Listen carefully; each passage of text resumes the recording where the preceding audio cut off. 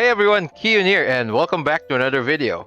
But before we start, I would like to say thank you to everyone for helping us reach 3,000 subscribers. It's another milestone for this channel, and I hope you continue to support us.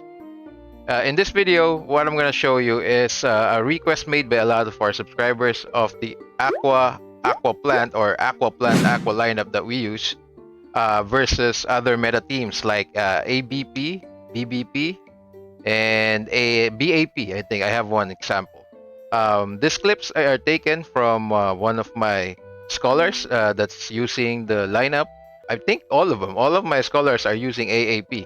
So they're actually applying the tips that we're making in this channel to help increase their win rate in Arena. So I hope you like this video, and tara, sama kayo.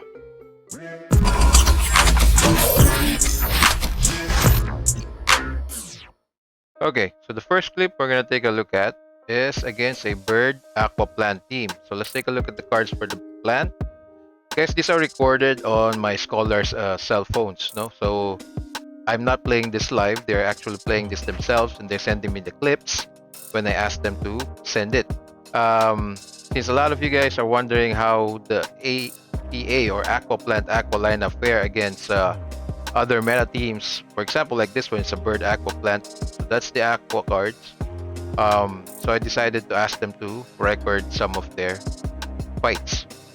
Okay. So at this point, at the first turn, she does not have any cards on the Koi Aqua, so she decided to pass. Unfortunately, the enemy went all out. So they used all their 3 energy at the beginning, but gained 1 through Nemo. So at this point, this Koi Aqua is already dead because the bird is going first this round. So whatever you try to cast there, say you wanna cast a risky fish to get some chip damage on the opponent's tank, it's not gonna work anymore. Remember, if you're running against a lot of if you're going up against a lot of enemies like Aqua plant or bird beast plant, you could go with the traditional Aqua plant lineup, which I covered on my earlier video. The reason we went with this lineup, which is the Aqua plant Aqua, is to increase our fighting chances against reptiles. Remember, on some MMRs, there's a lot more reptiles compared to the typical BAP, ABP, or BBP. So at this point in round 3, the enemy should be down to 3 or 2 energy, and our scholar is trying to brick wall the plant now to help with sustain. Okay, so she made a good decision there to brick wall, try and keep that plant alive, while the Nemo is trying to go through this tank, this plant, the opponent's plant. Also, another tip here is that if you're running low on cards, you can actually use Pumpkin, even if there is no threat of an attack, to try and draw more cards. So unfortunately, the enemy's plant went into last stand. But good thing is that she has Nemo, which is 0 cost, so you can use that to clear any last stand at basically for free. And then, since she's running low on cards, she used Pumpkin, try and draw, and the enemy passed. So the enemy is now down to 1 and gained 2, so 3 energy. Okay. So, when going up against meta teams that is faster than you, which is basically bird or aqua teams, you have to plan basically ahead so that you can save your energy and cards for the later rounds. Okay, so the second clip we're going to take a look at is against a typical aqua beast plant team. The plant is running Sirius, Disguise, Carrot, and the Healing Mushroom, Shiitake. Unfortunately, she didn't show us the card composition on this fight, so I'll try and explain it to you guys. The Beast is running Ronin Imp, the Rimp combo with dual Nut Crack and Nut Throw for the tail, and then a meta Koi Aqua with Oranda. So it's Risky Fish, Goldfish, uh, Koi and Oranda for the horn part. So against ABP teams, we usually apply the same concept. We attack using our Koi Aquas to try and burst down the plant. Remember, if the midliner is a beast, the faster you get through that midline using your Aqua Quartz, the higher the chances of winning, because we only need 3 cards to actually take down a beast unless they decide to shield up over 80, I think. So 3 cards, 140, it does 140 plus damage per card, and they only have around 338. So at round 1, the enemy passed. So they have 5 energy now, but our scholar used Cactus. Remember guys, if your plant is going last, even in round 1, Cactus is good value because of the increased damage. So let's see what happens on round 2. Okay, she finally got some Koi cards, so decided to use it. And since we know that the enemy plant does not have pumpkin, so they have really low brick wall potential, they went for the kill. She went for the kill actually. Okay, that should be enough. And then the enemy, since they have 5 energy, used 4, but gained 2 back. So they should be at 5 energy still next turn. Fortunately for that, the beast is going up against our Aqua, which they obviously have damage reduction. So at this point, if you look at round 3, using 2 cards from our Koi Aqua brought the beast down to 37 energy. So the enemy now has 3 energy. She decided to use Nemo to finish the job, but the enemy went into last stand. Okay, at this point in round 4, she's preparing to brick wall. If an enemy is in last stand, you can actually cast Pumpkin first. When you cast that, the last stand will clear because that would count as 1 card used, and the tick for the last stand, the remaining red bar here, will be used up. So the next remaining attacks will go to the Koi Aqua at the back. Okay, so that's a good choice. So she only decided to use 2 cards. She's trying to save for the 1v1 with the enemy's Aqua. Since the enemy's Aqua passed, I think he has around 7 energy now. So he has enough energy to do at least 3 turns full of 4 card combination. Okay, so at this round 5, if you notice, she has enough energy to do a 4 card combo to try and kill the Aqua. Unfortunately, she did not, or I think it's a fortunate move, because if this Aqua decides to brick wall, this damage may not be enough. Remember, we're running Showstar and not Oranda. If this were 120, I think this should be enough.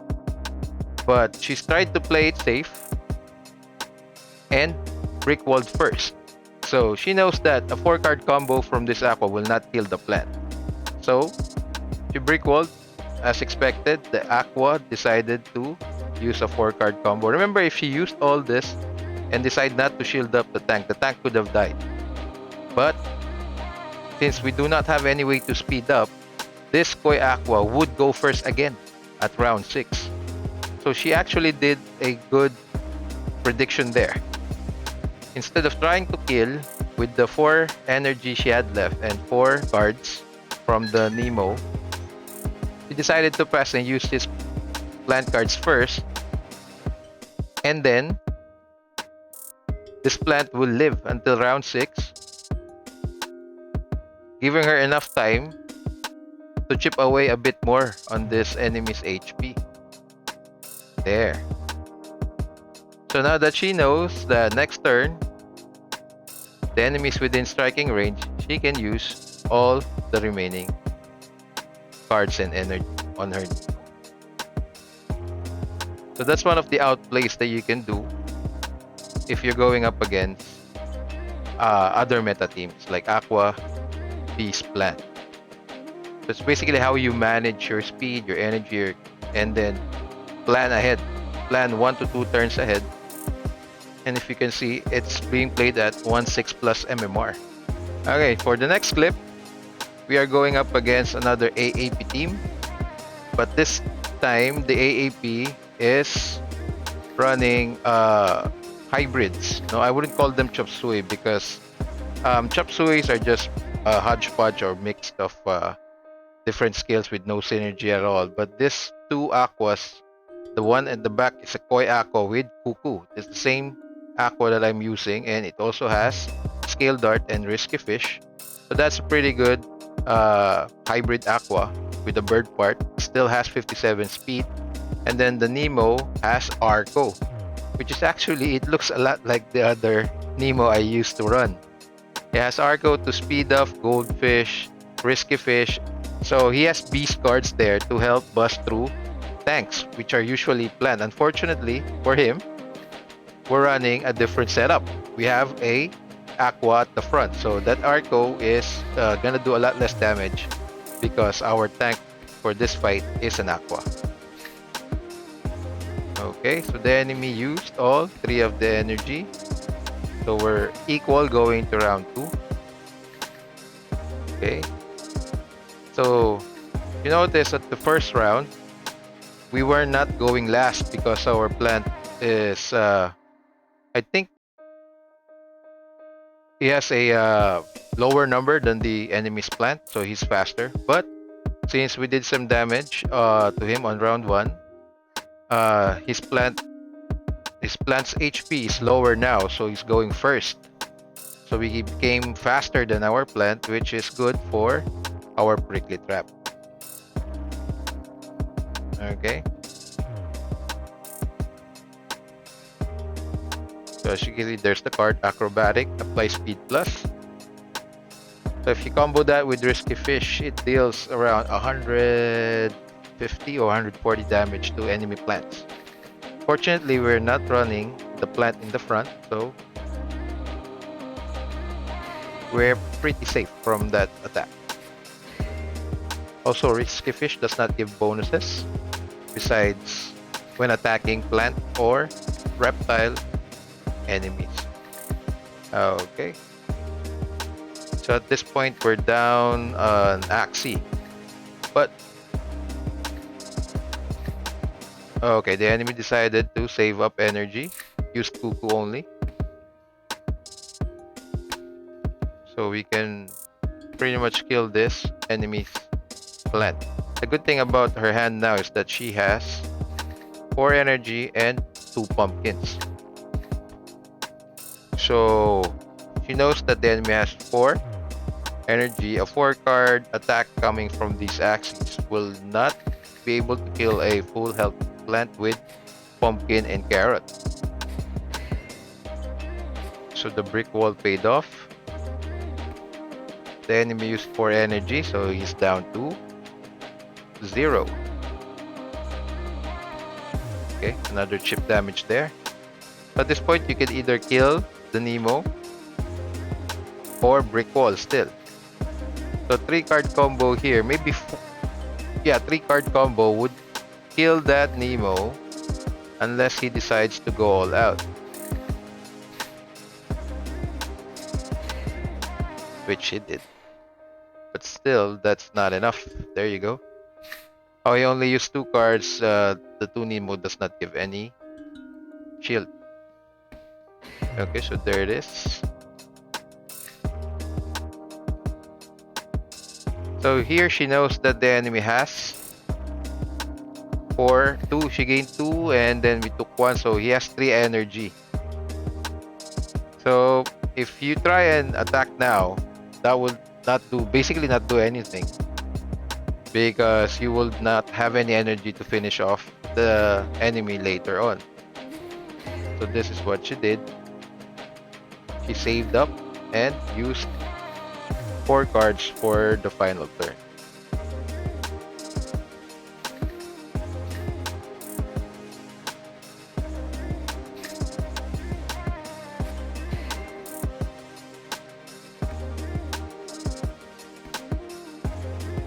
There you go. Luckily, the enemy didn't have enough energy. So it's important, guys, to read the enemy's energy. Okay, she used goldfish. The enemy only has two kois. So and then since the enemy used 3 attacks, our scholar went first for the next round. Okay, so it's a little tricky if you're going up against teams like Aqua Aqua. You have to really focus on the energy count and as well as managing the speed. Okay, so the next slip is against everybody's request, which is going up against bird, beast, and plant. Okay, let's take a look at the enemy composition. They are running bird with dark swoop, typical dark swoop, egg bomb, blackmail, and a zero cost all out shot. The beast is the Ronin Imp, double nut crack, the Rimp Donut, and a cactus serious pumpkin and carrot plant at the front. So at this point on round 1, she got pretty lucky by drawing all koi cards, which we will use immediately if we have it. Okay, so the enemy used 3 cards but gained 1 back because of carrot. So they would be at 3 energy next turn while we are down to 2. Okay. So another tip, guys, is if you're going up against bird, beast, plant team or any team for that matter, you have to take note of the cards that they used. So at this point, we didn't saw any cards from the bird yet, but we saw 2 nutcrack. So there's 2 cards from the bird, a blackmail and an all-out shot used to kill. So the enemy only used 2 cards, but 3 cards. For one of them is a zero cost, and they gain 1 back because of carrot. So let's pause this for a little bit. See how she's trying to figure it out as well by not playing any cards yet. Because if you analyze at this point in round 3, the enemy only used 3 cards last turn. They had 3 energy last turn and used 3 cards. However, carrot, they gained the energy back, and the other card is a zero cost all-out shot. So basically, they only spent 1 energy. So going into this turn, they have 4 energy. If an enemy bird has 4 energy and they have dark swoop in hand, they would most likely go and use dark swoop and backdoor you. However, we already saw a blackmail and an all-out shot. So there is a slight chance that the enemy might not have enough cards on hand at this round to do the full dark swoop 4 card combo. So let's see what our scholar did. The enemy also has a plant in last stand, so you can either leave that alive, try and draw cards away, but she decides to clear it because she has enough cards to take down that beast next turn. And luckily, the bird did not have the dark swoop yet on his hand.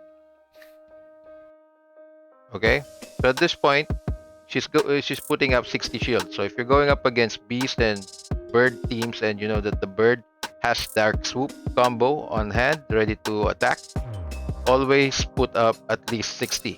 So a 60 shield on an aqua Axie would be enough to survive a 4 card combo from a bird if they use dark swoop. But if they go all out, it does not matter. If you have 130 shield, they will be able to kill you. Okay, so the bird used the egg bomb now to try and survive. Fortunately, we also prepared a 3 card attack for the beast to kill it. So that took down the bird. So the enemy's gamble of trying to take the aggro away from the beast did not pay off for him on that round. So this was a pretty quick fight, and it's finished at round 5.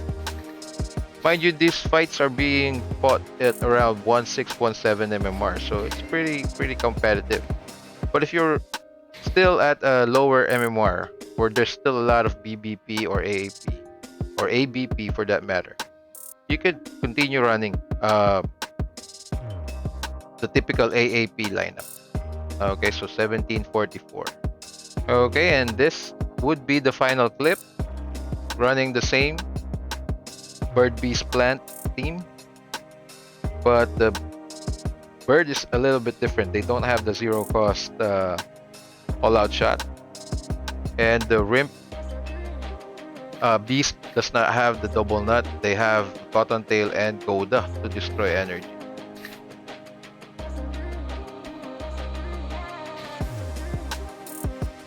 So if you're running against, let's say if you're still in a lower MMR, 1-3, 1-4, 1-5, go with the typical AAP. That's basically strong against BBP, ABP. If you have Koi at the back, Nemo at the middle. But once you get too higher up and then run into more other teams like Reptiles, Tri-Spikes, or any with the backdoor smart shot, you can try this lineup, Aqua Plant Aqua. Okay, so she lost the plant at round 2, but going into round 3, she has a lot of plant cards which can help generate some energy and also help with brick wall.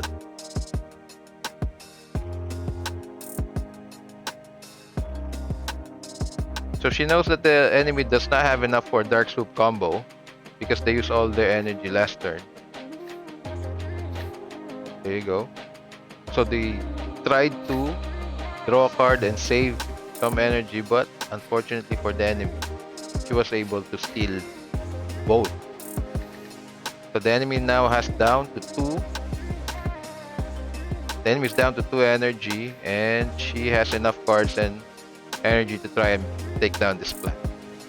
If you notice, she's probably calculating how to take down that plant so the cactus or the prickly trap from her plant will carry over onto the next Axie, which is the beast. Okay, they also saved the attack plus from the risky fish. So instead of using Star Shuriken, she used risky fish. Remember that attack plus will stay there until she attacks again. So at this point, the enemy has, I think, 4 energy now. So they might go for a Dark Swoop.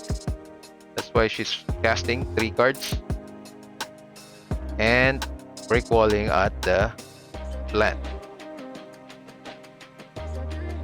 Yep.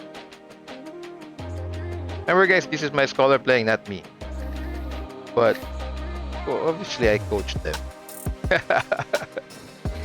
And that's the main reason why I'm making these videos as well. So I can just share it to them and show them how what to do in different types of situations. And hopefully, I'm able to teach you guys as well a little bit, help you improve your win rate or your MMR.